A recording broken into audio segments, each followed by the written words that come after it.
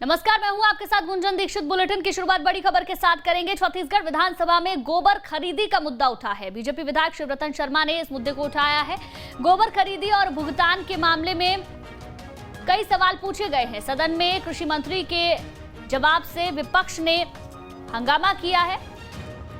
BJP के सदस्यों ने सदन से भी वॉकआउट कर दिया है। बड़ी खबर आपको बता रहे हैं, छत्तीसगढ़ विधानसभा में गोबर खरीदी का मुद्दा उठाया। बीजेपी विधायक शिवरतन ने इस मुद्दे को उठाया है।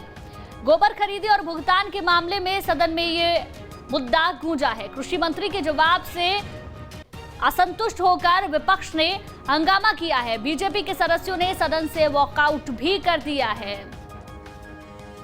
तो सदन में लगातार हंगामा हो रहा है। गोबर खरीदी का मुद्दा वहां पर गूंजा है, जिसको लेकर विपक्ष ने हंगामा किया है। बीजेपी विधायक शिवरतन शर्मा ने इस मुद्दे को उठाया। गोबर खरीदी और भुगतान के मामले को सदन में उठाया गया है, जिस पर हंगामा भी हो रहा है। कृषि मंत्री के जवाब से असंतुष्ट विपक्ष ने हंगामा किया है। बीजेपी के सदस्यों ने सदन से वॉकआउट कर दिया है। गोबर खरीदी के मुद्दे को उठाया है, जहां पर सदन में इस मुद्दे को लेकर हंगामा हो रहा है। इससे पहले धान खरीदी के मुद्दे पर भी हमने काफी सियासत देखने को मिली, जिसके बाद सदन में इस मुद्दे को भी उठाया गया, जिस पर तीखी नोकझोंक पक्ष और विपक्ष के बीच हुई। विधानसभा में गोबर खरीदी के भी मुद्दे को बीजेपी विधायक शिवरतन शर्मा ने उठाया है। इस मुद्दे पर भी तीखी नोकझोंक देखने को मिली है। इसके साथ साथ बीजेपी ने सदन से वॉकआउट भी कर दिया है। कृषि मंत्री के जवाब से असंतुष्ट विपक्ष ने हंगामा किया है और हंगामे के बाद बीजेपी के सदस्यों ने सदन से वॉकआउट कर दिया है। मैंने माननीय मंत्री जी से जानना चाहा था कि गोधन न्याय योजना के अंतर्गत किस किस जिले में कितना गोबर खरीदा गया तथा किस किस मद से कितना भुगतान किया गया। माननीय मंत्री जी ने कितना गोबर खरीदा गया, कितना भुगतान किया, ये तो बता दिया, पर ये भुगतान किस किस मद की राशि से किया गया, ये आपने उत्तर में नहीं दिया। तो आप ये बता दें कि किस किस मद से इसका भुगतान किया गया। और इसी में एक प्रश्न दूसरा ये है, ये गोधन न्याय योजना के अंतर्गत गोबर खरीदने का कार्य कौन सी संस्था या व्यक्ति कर रहे हैं, इनकी नियुक्ति का आधार क्या है। तो गोबर खरीदी के मुद्दे को बीजेपी विधायक ने उठाया है। बीजेपी के सदस्यों ने सदन से वॉकआउट कर दिया है। बड़ी खबर आपको बता रहे हैं कि इसमें आपका रुचि जरा जागृत हो रहा है। अन्यथा गोधन न्याय योजना के खिलाफ, गोबर खरीदी के खिलाफ बहुत सारे स्टेटमेंट हम लोग पढ़ते थे। आपने दो प्रश्न किया है, एक तो गोबर खरीदी का कार्य करने वाली एजेंसी और उसकी नियुक्ति, और दूसरा आपने कहा कि किस मद से। 2 दिन पहले ही विधानसभा में किसी माध्यम से चर्चा हुई थी, उस मद के बारे में काफ़ी चर्चा हो गई थी, कहाँ से वसूली हुई, किस मद से आता है करके। उसके बावजूद भी आप कहेंगे तो जिलेवार आंकड़े में आपको प्रस्तुत कर दूंगा, नंबर 1। और नंबर 2, गोठान बाकी जो कितनी मात्रा में गोबर खरीदी की गई ये आपके परिशिष्ट में है। किस जिले में कितना पेमेंट किया गया है वो भी आपके परिशिष्ट में है। और तीसरा आपका जो प्रश्न है माननीय अध्यक्ष महोदय, पंचायती राज अधिनियम के तहत गौठान जो है वो ग्राम पंचायतों की प्रॉपर्टी है, और एज पर एक्ट जो गौठान समिति है वो पंचायतों के द्वारा गठित हुई गौठान समितियां हैं, और इन्हीं समितियों के माध्यम से गोबर क्रय किया गया।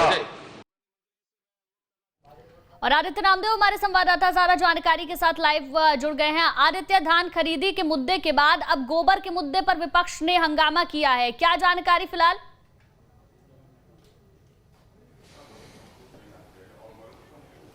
बिल्कुल, देखिए मेरे साथ बातचीत करने के लिए भारतीय जनता पार्टी के विधायक हैं रजनीश सिंह जी, उनसे मैं सीधा बात करूंगा। गोबर के विषय पर आज काफ़ी हंगामा हुआ, ये सरकार जवाब नहीं दे पाई कि कितना बजट है, कितनी खरीदी हुई है, कहाँ से खरीदी आगे की जाएगी, क्या था पूरा विषय? देखिए, हम शुरू से इस बात को उठा रहे हैं और मांग कर रहे हैं कि जो गोधन न्याय योजना है इसमें भारी अनियमितता है, भ्रष्टाचार है। एक तो इसको बजट में प्रावधान नहीं किया गया है, और जो शराब के ऊपर सेस लगाया गया है वो सेस गोठान के लिए लगाया गया था। गोठान अलग हेड है और गोधन न्याय योजना अलग हेड है, लेकिन वो सेस का पैसा गोधन न्याय योजना में उसको आपूर्ति दे दिया जा रहा है, तो निश्चित रूप से ये आर्थिक अनियमितता है। और माननीय मंत्री जी इस बारे में जवाब नहीं दे रहे हैं कि गोधन न्याय योजना के लिए कितना बजट है और क्या इस फंड को हम इसमें उपयोग कर सकते हैं। तो ये गोलमोल घुमावदार जवाब दे रहे हैं। वर्मी कंपोस्ट के बारे में भी जानकारी नहीं है, कितना खरीदा गया, कहाँ उसका उपयोग होगा, किस जिलों से कितना आया। अभी आपको जान के आश्चर्य होगा कि लगभग 80 करोड़ का भुगतान हुआ है और इसमें जो वर्मी कंपोस्ट में जो अभी आय बता रहे हैं लगभग 2 करोड़। 78 करोड़ का कोई हिसाब नहीं है। ये जरूर बार बार कह रहे हैं कि हमारे पास 61,000 टांके हैं जिसमें भरा हुआ है। आने वाले समय में आप देखिएगा बहुत बड़ा भ्रष्टाचार उजागर होगा और सरकार को करोड़ों रुपया की राजस्व हानि होने वाली है। निश्चित रूप से ज़्यादा दिन मामला नहीं जाएगा। आने वाले समय में देखिएगा कि वर्मी कंपोस्ट भी नहीं मिलेगा, गोबर भी नहीं मिलेगा और एक बहुत बड़ी रकम भ्रष्टाचार की भेंट चढ़ेगा। देखिए, 2 महत्वपूर्ण मामले थे आज सदन के पटल पे। एक महत्वपूर्ण मामला तो था जिस पर हमने अभी डिस्कशन किया, गोबर वाला। दूसरा महत्वपूर्ण मामला था महात्मा गांधी की मूर्ति लगाने में भ्रष्टाचार। वो क्या मुद्दा था रजनीश जी? देखिए, जो मंत्रालय है नया रायपुर में, वहाँ गांधी जी की मूर्ति लगा करके उसका मुख्यमंत्री और सभी जो मंत्री हैं, वरिष्ठ मंत्रियों के द्वारा उसका अनावरण कराया गया था। बाद में पता चला कि वह मूर्ति खंडित थी, उसको रंग रोगन करके और लगा दिया गया था। नया मूर्ति नहीं लगाया गया और ये जानकारी जब आई तो उसमें भुगतान भी पेड टू मी करके लिया गया है। जो मूर्तिकार है जब वो भुगतान मांगने गया तब ये मामला सामने आया कि उसको मूर्ति का पैसा नहीं मिला है, मूर्ति का ऑर्डर नहीं हुआ है। वो निश्चित रूप से बहुत बड़ा भ्रष्टाचार का मामला है। गांधी जी के नाम पर भ्रष्टाचार का मामला है जिसको कि ये सरकार लगातार छुपाने का प्रयास कर रही है और ये मुद्दा इसलिए आज बहुत सदन में जोर शोर से रहा। लगाया था लेकिन अग्राह्य हो गया। देखिए, अब वो सरकार इसमें चर्चा करा के अपना और फजीहत तो नहीं कराना चाहती, इसलिए वो ग्राह्य करेगी। और उनकी मंशा यदि होती तो आज इसमें और गंभीरता से बात करती। महात्मा गांधी जी की मूर्ति के नाम पर यह घोटाला हुआ है। सरकार का इसमें तर्क ये आया है अमरजीत भगत का कि जो मूर्ति है उस समय लॉकडाउन था, नई मूर्ति लगाई गई है, पुरानी मूर्ति नहीं थी।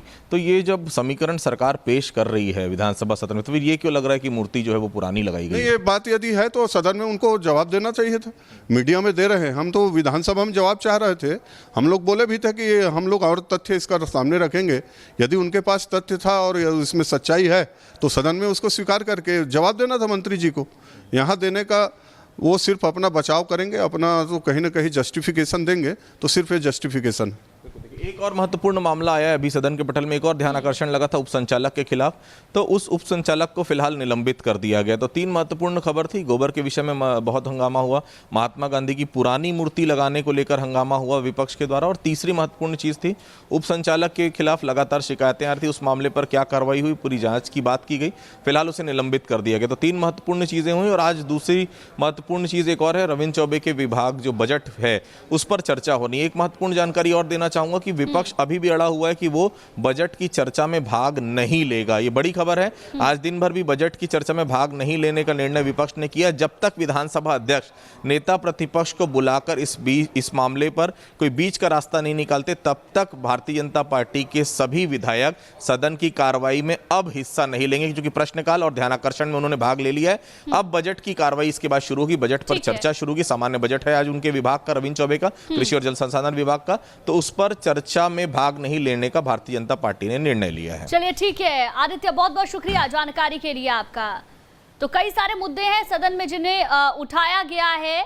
इसके साथ साथ बजट को लेकर अब कोई चर्चा नहीं की जाएगी। बीजेपी ने सदन से वॉकआउट भी कर दिया है। गोबर खरीदी के मुद्दे पर सदन में काफी हंगामा हुआ, धान खरीदी के मुद्दे पर हंगामा हुआ, गोबर खरीदी और भुगतान का मामला सदन में गूंजा। कृषि मंत्री के जवाब से असंतुष्ट विपक्ष ने हंगामा किया है। इसके साथ साथ हमारे संवाददाता भी जानकारी दे रहे थे कि अब विपक्ष बजट को लेकर कोई चर्चा सदन में नहीं करेगा।